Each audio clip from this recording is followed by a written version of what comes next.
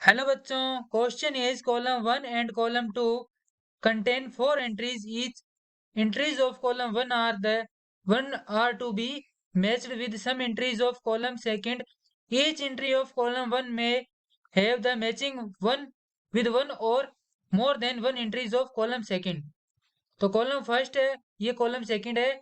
तो column first में जो फर्स्ट है polling, polling is a theory और ए मेथड, पोलिंग मेथड। तो पोलिंग मेथड है वो किसके लिए यूज होता है? वो यूज होता है impure molten metal is stripped with stirred with green wood poles comma oxide impurities are removed mainly used for copper and tin। तो जो पोलिंग मेथड है उससे हम कॉपर और टिन दोनों की जो इम्प्योरिटीज है उन्हें अलग कर सकते हैं। उसके बाद जो सेकंड है वो है क्यूबलेशन। सेकंड है क्यूपेलेशन। तो ये जो मेथड है इससे it is used when impurities are of other metals comma mainly used in silver. उसके बाद थर्ड है इलेक्ट्रो रिफाइनिंग। थर्ड है इलेक्ट्रो रिफाइनिंग। तो जो इलेक्ट्रो रिफाइनिंग है उससे copper, tin, argentum it mean silver, gold, chromium, zinc, nickel and etcetera are mainly purified by removing insoluble impurities as anode mud। जो fourth and last है वो है van Arkel method.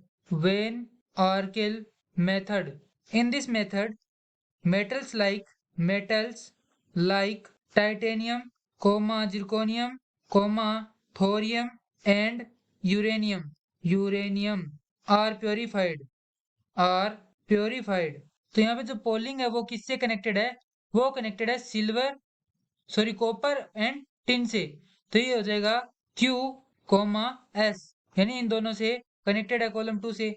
और ये जो सेकेंड ऑप्शन है ये ओनली सिल्वर से कनेक्टेड है, तो ये हो जाएगा।